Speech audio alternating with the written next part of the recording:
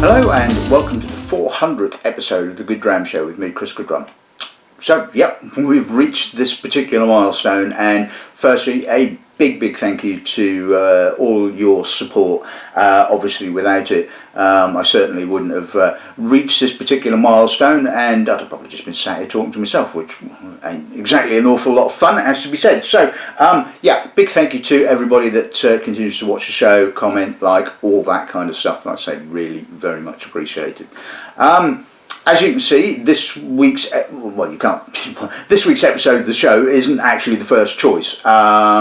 The samples I was hoping to sort of share with you guys haven't actually arrived yet, so that'll obviously have to wait until another day. So we're on to Plan B from Outer Space, and well, I think from the title page, Plan B is looking not too shabby. There's some seriously mature malts, some seriously expensive malts, and it's a sort of archive tasting, I guess. I mean, I think one or two of these are still regularly, or still, widely, well, I say widely available, they're still available through, usual channels. I think some you'd obviously have to look on the auction sites and things like that.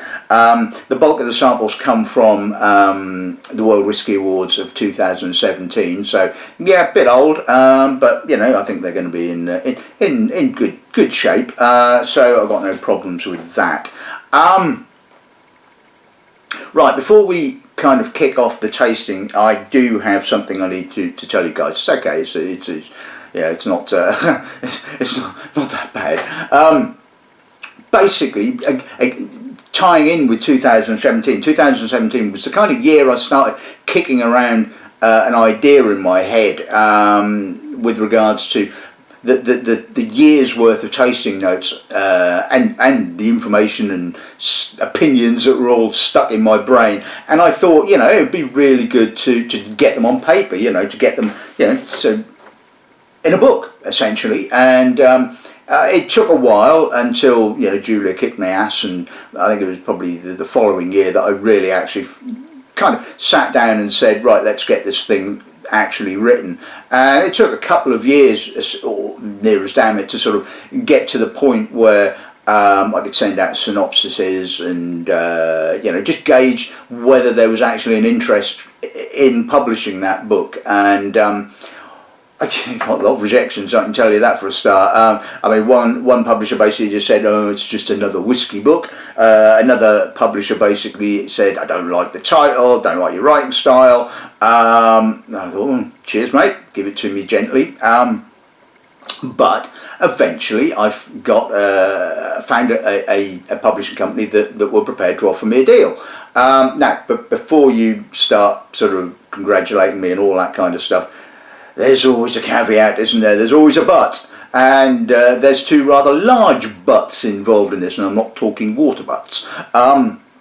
Firstly, it was too long. They said to me, our limit is 300,000 words, and the first draft of the book was well over 500,000.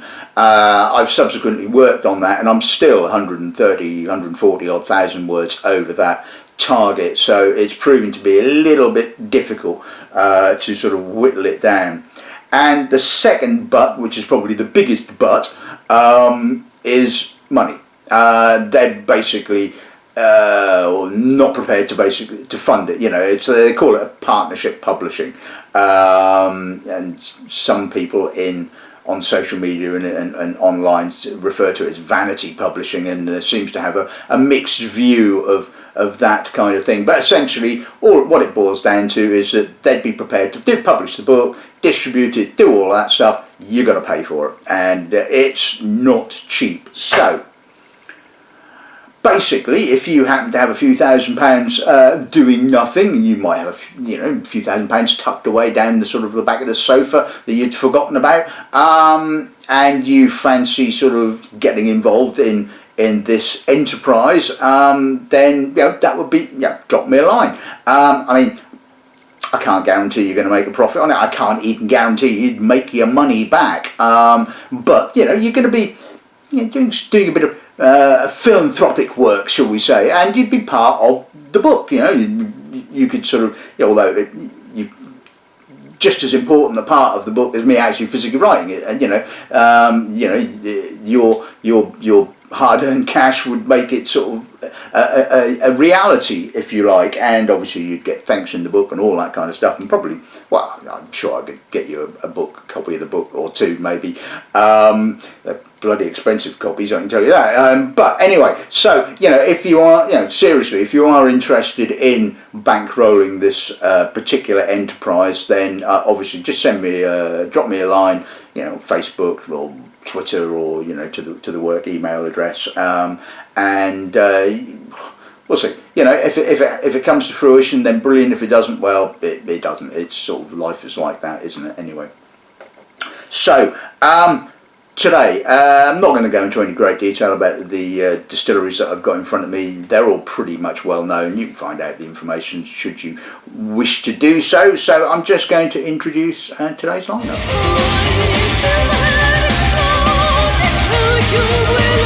Okay, so we're going to start with possibly one of my favourite bottlings. This is the old Pulteney 21-year-old. Like I said, this was a sample from January 2017, so probably a 2016 bottling, I would guess. Bottled at 40% and aged in a combination of bourbon and Fino sherry. And actually, for Fino sherry, it's got quite a dark colour. I mean, if you sort of compare it to, say, this one, the Kininivie 23-year-old, which is American oak and sherry matured, it's that one imagines very much there's either very little sherry used in that, or it's very much refilled. So anyway, so like I said, second bottling is the Kininivie 23-year-old. This was distilled in 1991. It's batch number 3. Bottled at 42.6%, and this is only the second bottling of Kininivie that I've ever tasted. I mean, there's just about a dozen releases maybe at the most, I guess. Obviously, Grant's built it in 1990 for the sole purpose of essentially just producing malt for their blends. I think Monkey Shoulder is the main recipient of that, and yeah, be interesting to see. And it's not cheap, shall we say. I mean, it was a 35cl bottle to start off with, and I think it's going online for about 250 quid at the moment. So it'll be interesting to see whether it's worth that or not. Bottling number 3 we'll be looking at, again, is another one of my favourite distilleries, and bizarrely enough, another one owned by Inverhouse Distillers. This is the AnCnoc 24-year-old, which we still have some stock of, £117 a bottle, bottled at 46%, and it is a combination of spirit aged in American oak and cherry. Get the theme going here. Not often where I have do an episode of the show where every bottling contains a bit of sherry. Well, not unless I'm doing, one of those distilleries, shall we say. And then we're going to move on to the Glenmorangie Grand Vintage Malt 1990, 26 years old, bottled at 43%. Again, a combination of spirit aged in ex-bourbon and ex-sherry. This was, I believe, the first release in their single vintage releases, and it was bottled in 2016. Now, as you well know, I'm again a big fan of Glenmorangie. I've done episodes of the show on their stuff, and I think that I think there's an awful lot of snobbery involved in the whisky industry. Well, the buying public, should we say, and a lot of people have a bit of a downer on Glenmorangie. They say it's a starter malt. It's a sort of whisky that I started tasting that, and I want to move on to better things. And I've always said, personally, if you think like that, you're missing out, because Glenmorangie make some lovely bottlings. They produce some lovely spirit, and I think you just need to sort of say, well, okay, yeah, maybe I have started on that, but I'm going to go back and revisit it. I mean, it's because it's ubiquitous. It's a big seller. It's available everywhere, and or certainly the sort of like the core range, I guess. The sort of the original and what have you. But overlooked at your peril, I think. Next bottling we'll be looking at is from not from the World Whisky Awards. It was an earlier bottling, I believe, that I think it was from 2015 that I tasted it for the Whisky magazine. This is the Glen Moray Rare Vintage Limited Edition 1988 25-year-old port cask finish batch 3.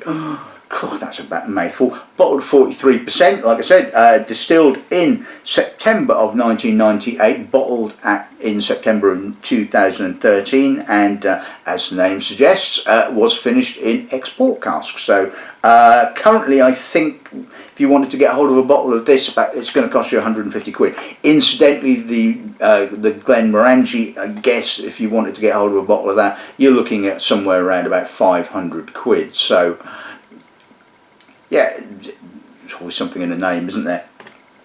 And finally, the most expensive bottling I have a sample of today, currently retailing for 890 quid. Oh, dear God.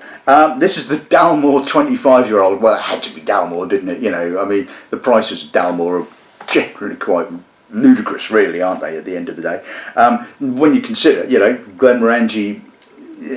Anyway, so this just kind of sums up the whole sort of, you know, pricing issue. You know, you've got distilleries like sort of Glen Moray where it's about 150 quid for a 25-year-old. Yet, you know, Dalmore can feel that they can charge, you know, 8 times that amount for there. But anyway, you know, we're not going to sort of like go down that route. We're going to just look at the juice. So the juice is first matured in American white oak, before a second maturation in a combination of Palomino Fino butts and first fill bourbon casks.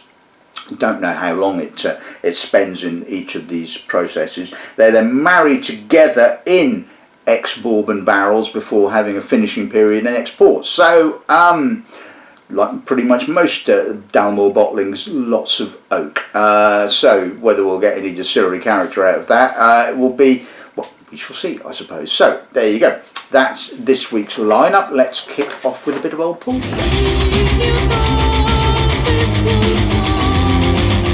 Right, okay, so old Pulteney 21. Let's see what the nose gives us on this end, shall we?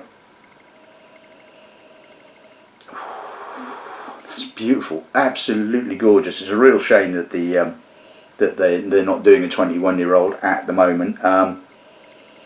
And back then it was actually pretty reasonably priced. I mean, I think you're now looking at, if you want to get hold of a particular bottle of this, you're looking at about 200 quid now, and that's a gorgeous nose. It shows a little bit more sherry than I remember it from the first time I ever encountered it. The first time I encountered it, the sherry was almost imperceptible. I was convinced it was 100% American oak, but no, it's got that nice kind of crisp sherry note, sort of a little bit of a almost kind of rye-like herbal note. There's a touch of mature barley. There's some salt, camphor.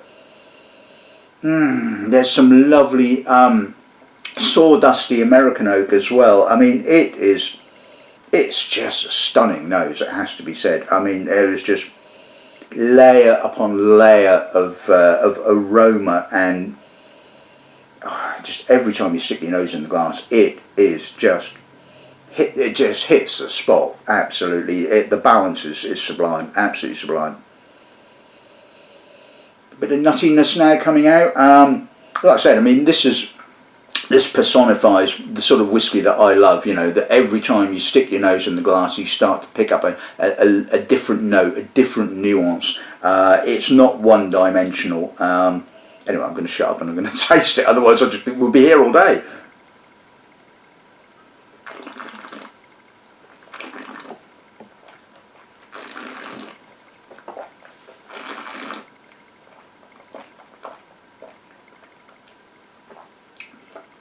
Fresh, intense, very coastal. Loads of honey. Again, layers. Opens with the mature barley, the honey, a little bit of toasty American oak. Then the sherry starts to move in. Dried fruit, not the dark Oloroso dried fruit, but lighter dried fruit. Loads of salt. That is just making my mouth water, it has to be said. I mean, although this is only bottled at 40%, that combination of the alcohol and the salt really does give it an intensity. I mean, yes, you could argue that maybe it should have been bottled at a slightly higher ABV, but you know, I think it kind of gets away with it, to be honest with you. It's just got such a beautiful vibrancy to it. It's got that lovely combination of salty vibrancy, maturity, sherry, American oak. It is just a stunning bottling, and is seriously missed, I can tell you, for a start.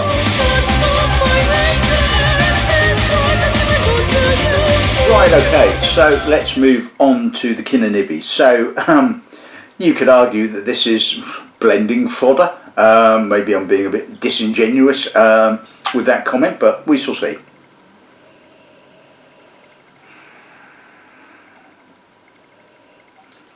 Okay, it's got some maturity. I'm getting baked fruit, barley, straw. There's a little bit of honey. It kind of lacks the depth and intensity of the Pulteney. There's a little bit of violet, a little bit of heather. It is blending fodder at the end of the day. It is.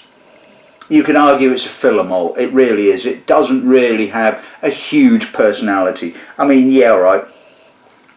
It's slightly floral, but you know, it's, you know, you wouldn't have thought this was 23. I'm not getting any sort of like real oak character. I'm not getting a huge amount of maturity. It's obvious that this has been aged in refill casks so as to not give it too much oak character, because again, that's obviously what they don't want. They want it to basically smell like whiskey and just be part of the blend. So for 250 quid, I would be seriously disappointed if I paid for this. Anyway, let's see what the pals like.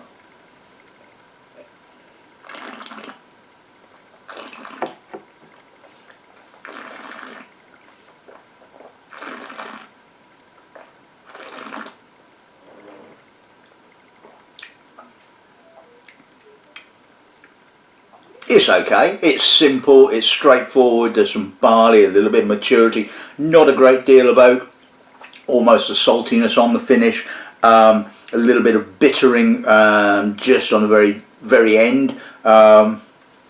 Nothing to get particularly worked up about, it has to be said, and it just kind of like it just reinforces my opinion that it's just a filler malt at the end of the day. There's no real complexity to it. There's no real sort of like, you know, oh my god, this is incredible kind of moments. There's certainly not, you know, no orgasmic raptures, shall we say. And considering, you know, if that was a 70cl bottle, you'd be talking what, 500 odd quid. You know, you'd be talking Glenmorangie vintage level costs, and frankly, it just isn't worth it. Okay, so let's move on to the AnCnoc. Now, like I said, as you well know, I'm a big fan of this particular distillery. I think it, certainly the 12-year-old is really just such an absolute go-to Highland malt. And yes, all right, the older expressions do have a little bit more sherry used in their makeup. And it is quite dark. It does look like there's a lot in this particular bottling. Let's see what the nose gives us. Wonderfully mature, beautiful. Yeah, okay. It is quite heavy on the sherry. It's got that sort of Armagnac-y dried fruit kind of character. There is a little bit of esteriness just beneath it. A little bit of a floral barley, some apricot. A little bit of vanilla, a little bit of banana possibly. There's some lovely malty notes. There's some heather. There's a little bit of leather as well. I mean,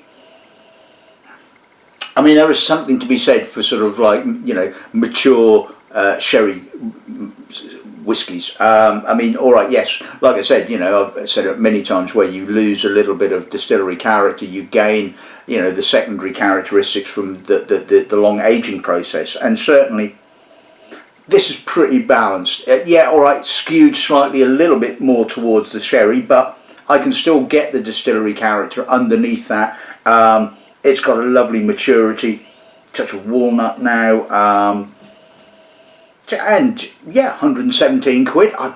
Yeah, absolutely. I think I would, yeah, certainly I would take this over the Kininivie any day of the week. It has to be said, this has got so much more character and depth to it.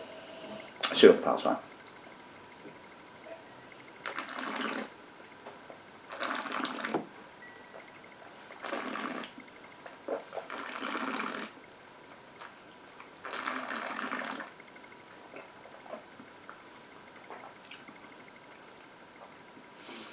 The finish on that is just absolutely sublime. Juicy, a little bit of treacle, dried fruit, mouth-watering. 46% really does work so beautifully with this bottling. Again, kicks off, well, it kicks off with a little bit more of the American oak character. You get some creaminess, some barley, apricot, then the sherry kind of moves in, getting a bit of wood smoke. I just got such a lovely Highland granity mid palate, and that granitiness kind of continues along with a little bit of citrus, and it balances up the sherry. It balances up the sweetness of the dried fruit absolutely sublimely. And that's, like I say, to me, you know, AnCnoc just has this beautiful minerality. This that just says Highland whiskey to me. It really does. And this is just a stunning, stunning bottling, it has to be said. Yeah, okay, you can argue it's a little bit skewed more towards the sherry end of the spectrum, but there's enough other aromas and flavours happening to sort of, like, you know, just to balance it all up. And like I said, I'm not anti-sherry one little bit, but I want, you know, I want depth, I want sort of complexity, I want nuance. I just don't just want to taste oak, you know, or whether it's American oak or sherry at the end of the day. And that is damn good.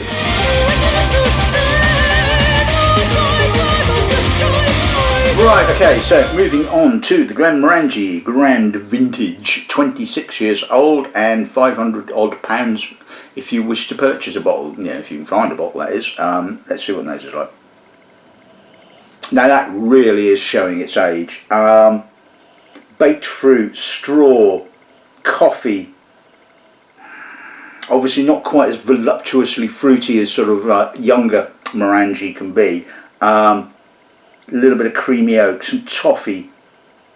Again, the sherry is subtle. It's just giving me a bit of dried fruit.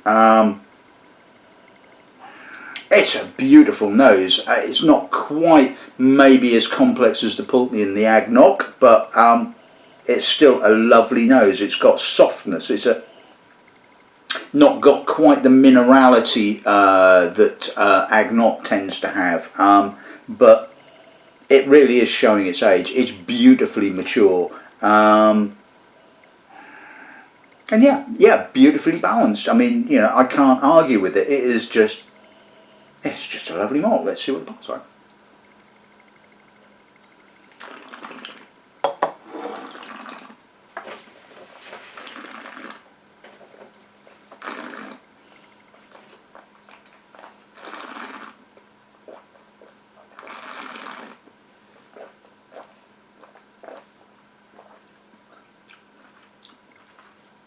It's a lot of oak, both American oak and sherry, probably more American oak actually. I'm getting sort of coconut, desiccated coconut, slightly drying tannins, certainly on the finish, although it's got a little bit of a mouth-watering citric fruitiness to it. It's got some lovely maturity, but the oak is just a little dominating from my personal taste. I mean, yeah, gorgeous whiskey. It just feels like the oak is just, I wouldn't say compromised is the wrong word, but it just has just encroached a little too much, and it's just taken away some of the character of the spirit and some of the complexity. I personally wouldn't spend 500 quid on this at the end of the day. I think that's way overpriced. I mean, it's a lovely whiskey, but you know, when you have things like the Pulteney 21 and the AnCnoc 24, I keep coming back to those two, but you know, they are, you know, Yeah, 200 quid for the 21-year-old. Yes, it's a lot of money, but stunning, absolutely stunning. This is just not giving me orgasmic raptures. I mean, it's good, no doubt about that, but it's just not quite £500 good, if you see what I mean.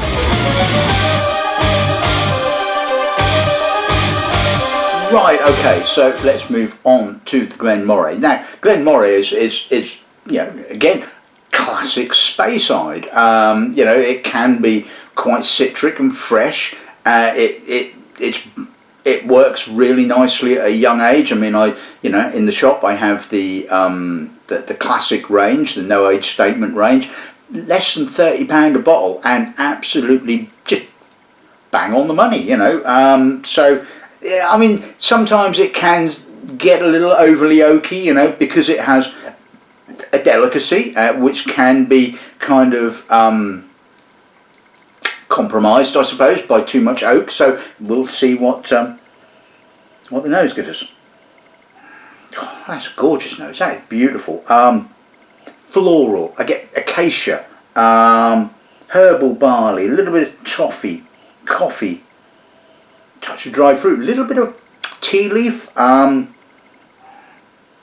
little bit of wood smoke, a little bit of portiness. I mean, just a bit. Again, absolutely gorgeously balanced. A little bit of earth, black fruit. That has stood up to the time and the oak pretty well. 150 quid. Yeah, I'm down with that. I mean, this has just got so much depth to it again. And balanced distillery character coming through, subtle finishing. It again ticks all my boxes, it has to be said. So that's right.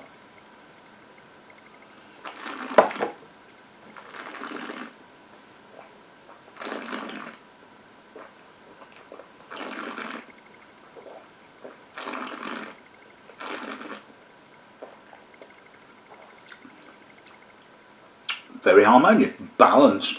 Kind of kicks off with the barley, the citrus, a little bit of minerality, touch of dried fruit. Port kind of moves in really only towards the back end of the mid palate, and the finish a little bit of dark fruit, a little bit of black fruit, a little bit of tannin. Again, although only 43%, that seems to just work really nicely. It's again adds a sort of a juiciness. It sort of emphasises the fruit. It's got a little mouth-watering note, but it's not overly austere. The sort of the honey and the slight sweetness from the port cask kind of come through nicely on the finish and just balance it all up, and it's just succulent. It's gorgeous. It's juicy. It's just bloody good at the end of the day, and when you're spending sort of 150 odd pound on a bottle of whiskey, that's an absolute bargain, really. Like I said, when you compare it to the likes of the Kininivie and the Glenmorangie, it's like considerably more expensive, but that's just bloody good.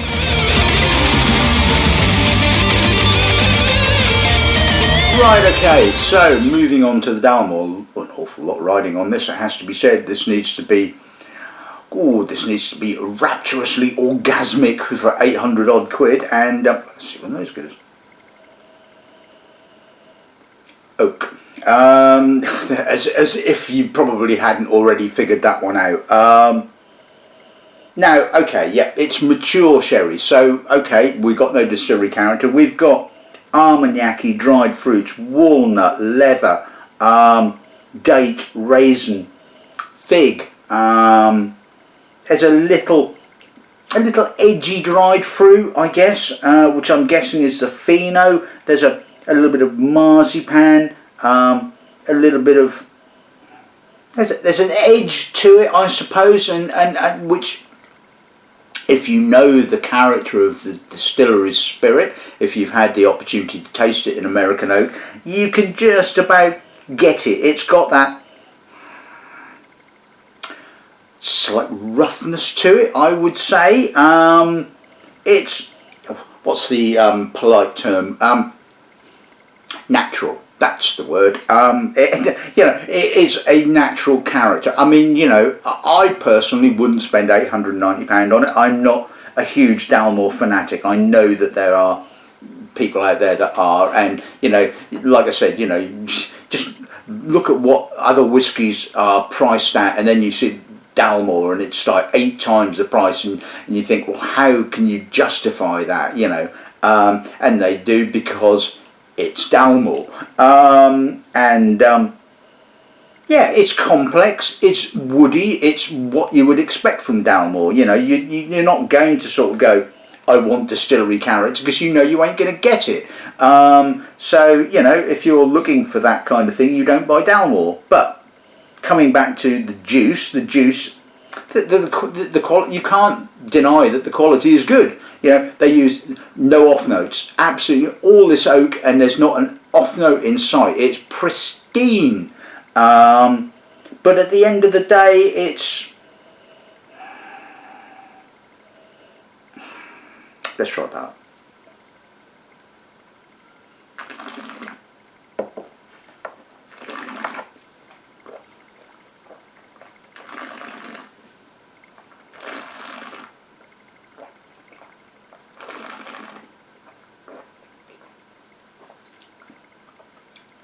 Juicy, succulent, lots and lots of sherry, dried fruit, dark dried fruits, walnut, prune, armagnac,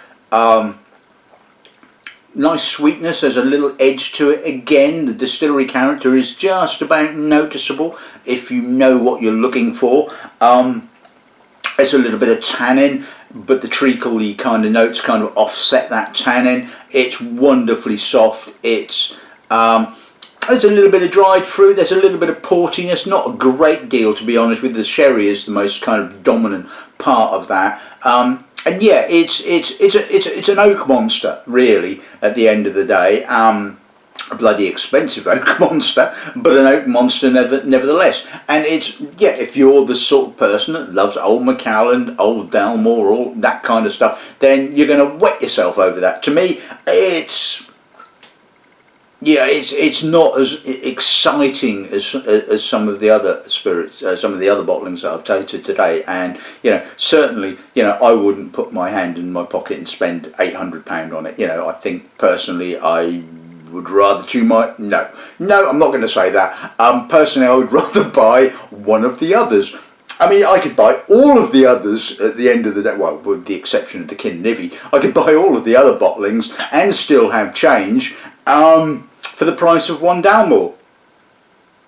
Kind of puts it into perspective, really, doesn't it, I think?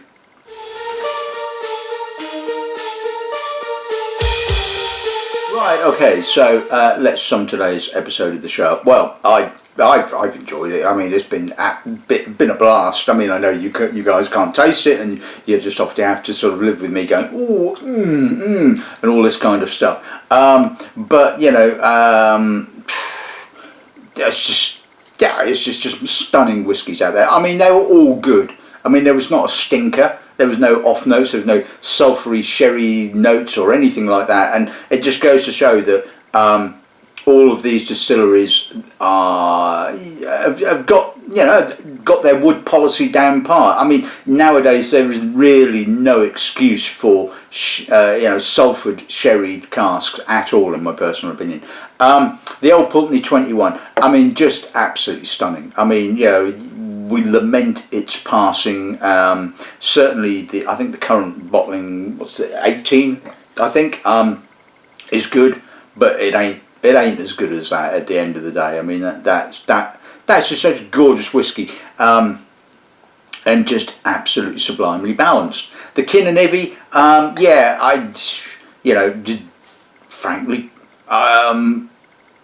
not worth it. It's a filler malt. It's exactly what obviously the owners wanted it for, and any of those sort of, you could argue that all whisky distilleries are. Once upon a time, that was their sole purpose. It was, to basically sort of supply malt for the blends. And some have more character than others, and certainly, as far as I can see, Kininivie has very little character, and certainly not enough character to withstand a sort of £250 price tag at the end of the day. The AnCnoc 24, yeah, absolutely gorgeous. I mean, all right, you could argue slightly more skewed towards the sherry end of the spectrum, but I think beautifully balanced, and just absolutely stunning. And I'd have no problem with drinking that, absolutely. And if somebody bought me a bottle of that, I'd be going, thank you very much. The Glenmorangie, okay. I bigged up Glenmorangie because I do like Glenmorangie. At the end of the day, I think it's a great distillery. This particular bottling just succumbed to the oak a little bit too much. It was just a bit too oaky and just not quite enough of the character of the spirit. I mean, still, like I said, there were its plus points and its minus points. I wouldn't pay £500 or £450 or whatever for that particular bottling. I don't think it's worth that at all. But that in its own right is not enough to kind of like say that everything that Glenmorangie does is boring. The Glen Moray, stunning, lovely bottling. I love Glen Moray. It is a distillery that I really enjoy, and with the exception of the whatever it was a 16, or I think the Chenin Blanc finish, which really doesn't work, or didn't, should we say, when I last tasted it, which was a donkey's years ago, as we said. But by and large, I really love what Glen Moray are doing. It's a lovely spirit, and that was pretty damn good, it has to be said. Dalmore, well, if you buy Dalmore, it's because you know what you're going to get, and you can't argue with that. The distillery is kind of, don't hide behind any kind of false pretenses or anything like that. They love the use of sherry casks, they love oak, and that's what you're going to get with Dalmore. And they're going to sort of, they're going to charge you an arm and a leg for that experience, shall we say. And frankly, 800 and something odd pounds is no, not at all. Like I said, you could buy all of the other bottlings in this particular tasting that I raved about and still have change for the price of that one bottling, and it's just not worth it. Yeah, like I said, you may well disagree with me on that point. They're obviously, some of you guys really do love the sherry monsters and love Dalmore, Macallan and all that kind of stuff. And fine, the whiskey industry is diverse and big enough to sort of cater to all tastes at the end of the day. But like I said, I'm after complexity and at least some kind of inkling into sort of distillery character. And yeah, all right, you can argue that because I know what the distillery character is like, I can pick a bit of distillery character out of in that whiskey. But if you're not au fait with the distillery character, you'd miss it completely. You'd just get all of the wood character. But anyway,